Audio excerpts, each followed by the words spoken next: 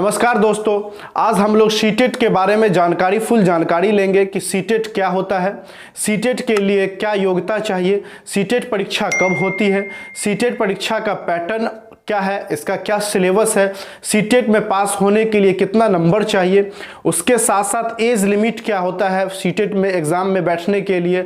उसके बाद जो है जैसे फ़ी स्ट्रक्चर क्या होता है, जैसे मान लीजिए कि अगर फॉर्म भरते हैं तो उसका फॉर्म का फ़ी क्या होता है, general OBC SC ST candidate के लिए क्या फ़ी होता है, इन सारी बातों पे आज हम लोग जो है डिस्कस करने वाले। तो चलिए जानते हैं हम लोग सीटेट कोर्स के बारे में। सीटेट क्या होता है?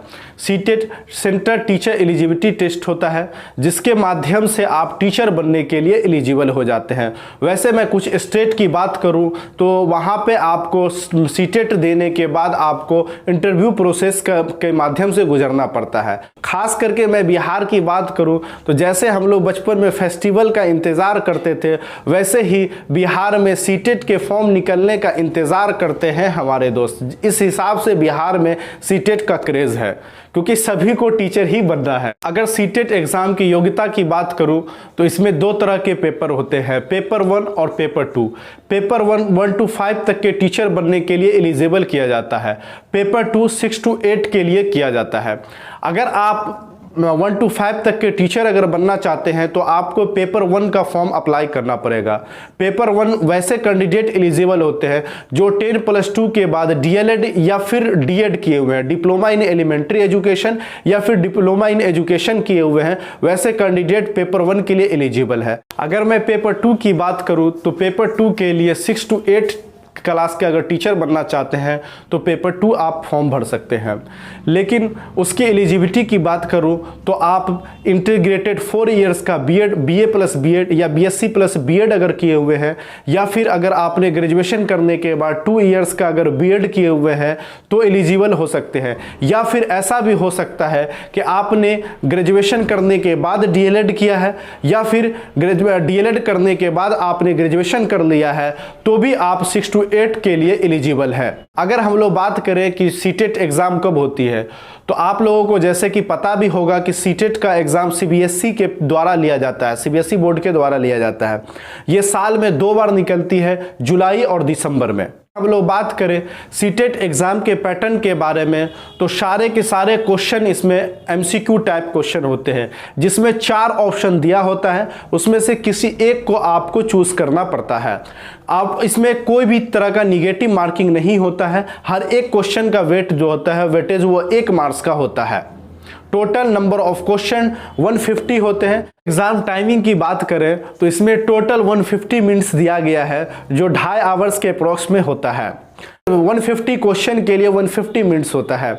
अगर हम लोग बात करें कि इसमें मेनली कौन कौन से जो है वो बुक को जो है लिया जाता है, मेन कौन कौन से टॉपिक को टच किया जाता है, तो इसमें आपको चाइल्ड एंड डेवलपमेंट पेडागोजी होता है, उसमें आपको 30 मार्क्स का होता है, 30 क्वेश्चन होता है।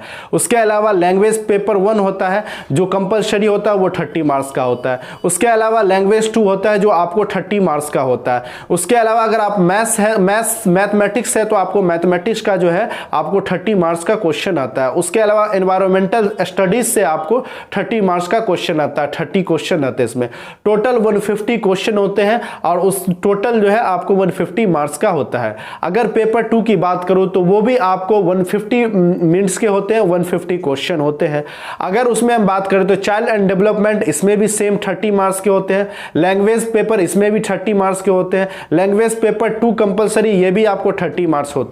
लेकिन पेपर 2 में एक यहाँ पे जो है थोड़ा सा डिफरेंस ये है कि अगर आप मैथ्स और साइंस के टीचर बनना चाहते हैं तो मैथ्स साइंस मिलाकर के आपको 60 मार्क्स का होता है। अगर आप कोई सोशल स्टडीज के टीचर बनना चाहते हैं तो सोशल स्टडीज का इसमें जो है आपको 60 मार्क्स का अलग से रहता है। जो आप चूज करते हैं उस हिसाब से आपको इसमें क्वेश्चन आते हैं। अगर कोई जनरल स्टूडेंट 150 मार्क्स में से अगर 90 मार्क्स लाते हैं तो वो सीटेट क्वालिफाई है। जनरल स्टूडेंट के लिए 150 मार्क्स में से 90 मार्क्स लाना कंपलसरी होता है। उसके अलावा अगर ओबीसी की बात करूं तो ओबीसी कैंडिडेट के लिए आपको 82 मार्क्स होना ज़रूरी है।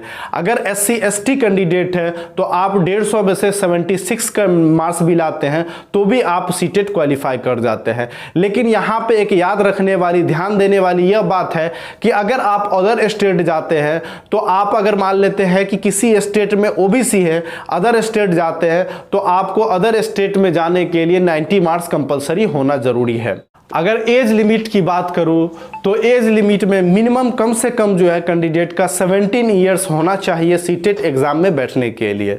अगर फॉर्म चार्ज की बात करूं तो जनरल स्टूडेंट के लिए पेपर 1 के लिए 1000 रुपया निर्धारित किया गया है। अगर पेपर 2 में जाते हैं तो पेपर 2 के लिए 1 और 2 दोनों भरना चाहते हैं तो 1200 रुपया जनरल कैंडिडेट के लिए है।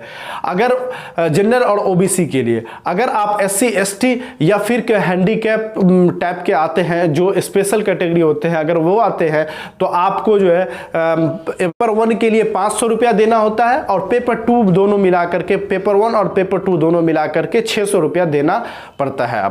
अगर आपको हमारे इस वीडियो के माध्यम से थोड़ी सी भी आपके अगर कन्फ्यूजन दूर हुई हो या जो भी पहले आपका डाउट था वो अगर क्लियर हुआ हो तो आप हमारे YouTube चैनल को सब्सक्राइब कर सकते हैं और अपने दोस्तों को बीच शेयर भी कर सकते हैं। अगर आप अगला कौन सा वीडियो देखना चाहते हैं या किस टॉपिक पे आप जो है चाहते हैं कि मैं उस पे वीडियो बनाऊं तो आप हमें कमेंट बॉक्स पे जो है मैसेज कर सकते हैं या कमेंट